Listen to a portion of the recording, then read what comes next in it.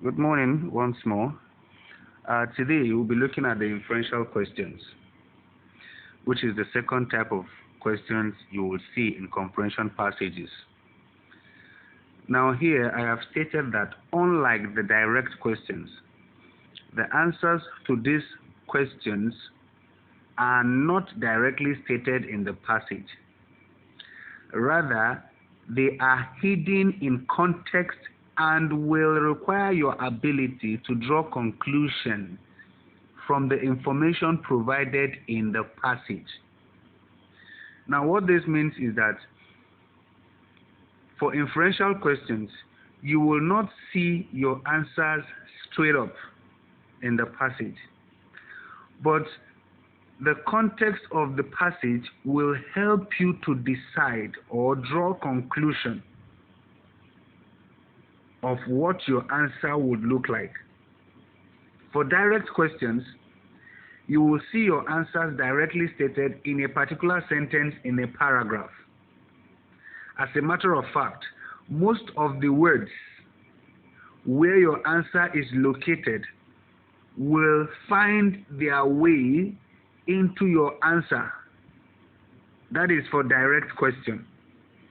But for inferential question, you will not be taking exact words. Rather, you will be drawing conclusion from what you've read. For example, in the passage we saw before now, that is on page 14 of your textbook, where you have fraudulent drivers and toll collectors. We concluded that question A and C are direct questions because their answers are directly stated in the passage. For example C, or the question C for direct question on that page 15. The question is, what was the driver's attitude when the writer confronted him?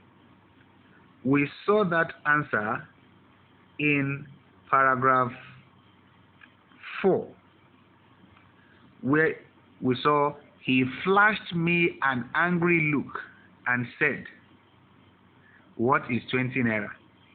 So our answer was that he was angry. We have picked the word anger, which is angry, from the passage. Now, we also agreed that question E is not a direct question. I guess Jenny felt it was direct question because of the word what. Not all questions that begins with what are direct questions. Question E says, what lesson does the writer intend to teach in the passage? That answer was also drawn from paragraph 4 in that passage, where in the second sentence it reads, can it maintain the roads? No, it can't, of course, I returned. But multiply that amount by the number of fraudulent drivers like you who ply all the toll collecting highways in the country today. Then multiply that figure by the number of days in the year, and so on. Now, if you go to that question again, what lesson does the writer intend to teach in the passage, in this passage? The lesson he intends to teach is that the fact that those guys are not paying the complete 20 naira and collecting their ticket, rather paying 10 naira and not collecting ticket, it means the toll collectors will not even register the 10 naira.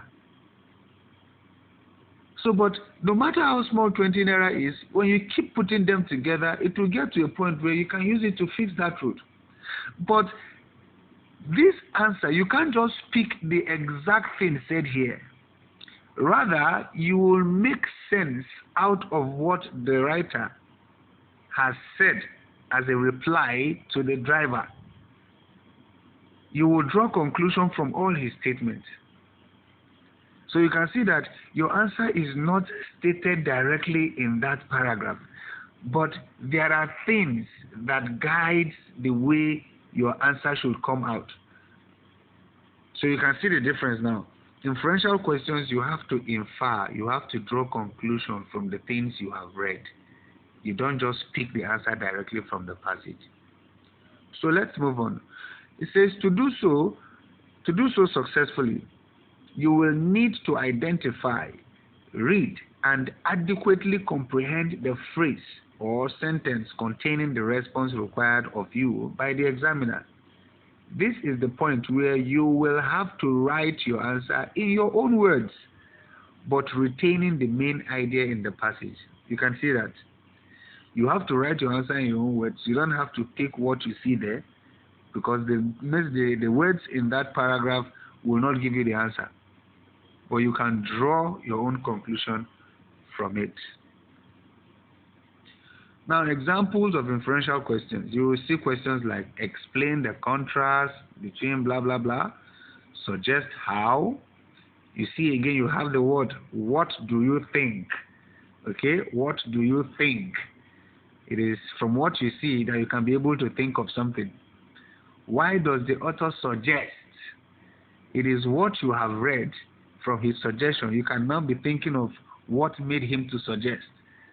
That what made him suggest may not be there. Now, what impression? Things like this, questions like that are questions suggesting inferential questions, and many more. All right, look at this sample one. This is an extraction from SSC English in June 2010. Miss Williamson announced in class one day that she wanted one of us to live with her to help her with her domestic work after school. There was a rush to volunteer, which took her completely by surprise. Now look at this question. Why was Miss Williamson completely surprised? Why was Miss Williamson completely surprised? Look at the passage again, or the extraction rather. Miss Williamson announced in class one day, that she wanted one of us to live with her, to help her with her domestic work after school. There was a rush to volunteer, which took her completely by surprise. Now, if this was to be a direct question, the answer would have been in the passage. Somewhere in the extraction, you would have seen something like you would have seen something like Mrs. Williamson, or Miss Williamson was surprised because her words caused a rush by volunteers in the class. So it will be stated in form of a way that you will just readily pick your answer. But for this, you have to think of how to fish out this answer. The message is there. You can already see that, okay, she said something and then there was a rush. And then they said, which took her completely by surprise. Now the question is, why was she surprised? So you have to do some permutation. You have to think, okay, what did she say that led to the rush? What happened before these children rushed to volunteer? You have to do that calculation before you can be able to pick out your answer. Now, these are possible answers for that question.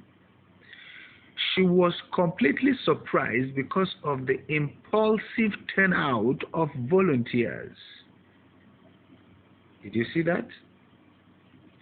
Another one is, she was because many eagerly volunteered to stay with her. Now, sometimes we fail to capture the main content of the passage. She wasn't just surprised because there were volunteers. But you remember, in that passage, there was a rush. Let me take you back there. There was a rush to volunteer, which took her completely by surprise.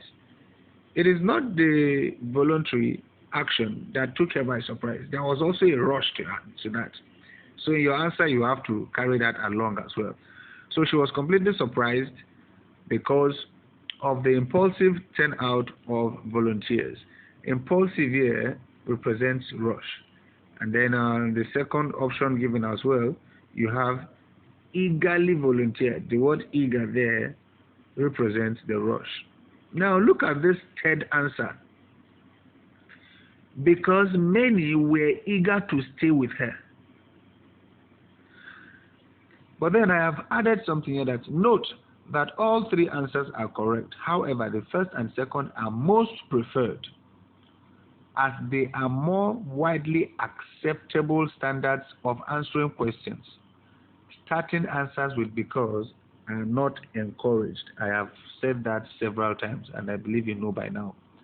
When you answer questions with because, they are not really accepted. Okay, they are not a standard way anyway. But some markers could just give you the mark. Some can even give you half. But to be safe, put your answers better.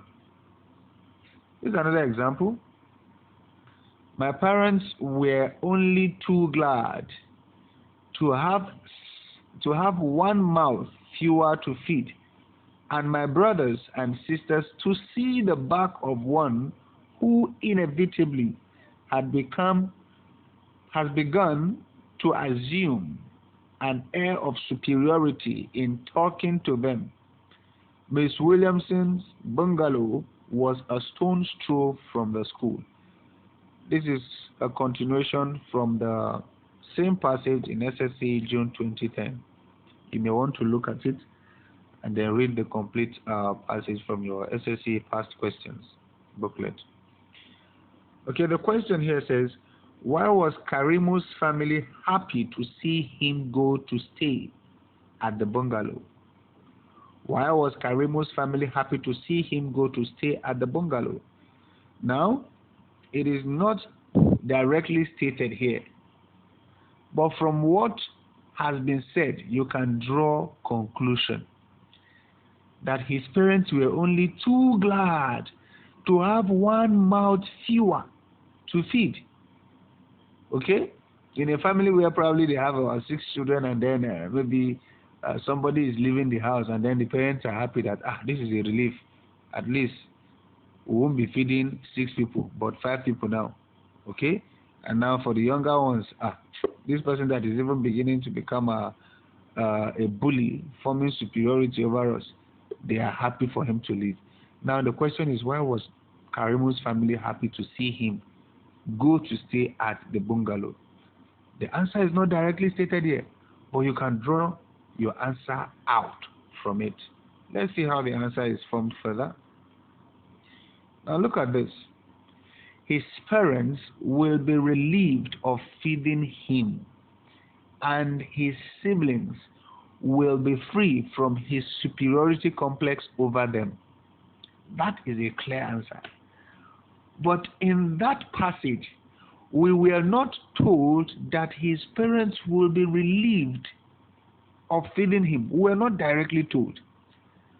But the fact that his parents will be happy that they will have one less mouth to feed tells us indirectly that it's a relief. It is something we can draw from the passage. Though it is not directly stated, but we can picture it that, okay, this is it. Alright? It's just like when somebody says, Sam, can we come and visit you? And then Sam says, if you decide to come, I'm not stopping you. I will be at home. I'm not doing anything. I'm not stopping you from coming. If you like, you can come. If you like, to whichever one. That shows you that Sam is already saying, yes, you can come. Sam doesn't mind if you come. Okay? But if Sam will be at home and then tells you he will not be at home, it means he didn't want you to come. So we can just use situation to pick out answers. That is what inferential questions normally does. Another way of answering that question is to itemize them. His parents will be relieved of his feeding. His siblings will be free from his bossy attitude. That is that for inferential question. The next we'll be looking at is the rephrasing or the vocabulary question. Rephrasing or the vocabulary question. These are questions that will require you to paraphrase a particular statement in the passage, and then vocabulary for you to give another word or phrase for a particular word. So let's discuss only on inferential questions that we've looked at, so that the next class will look at this one. I hope this explanation is helpful. Thank you.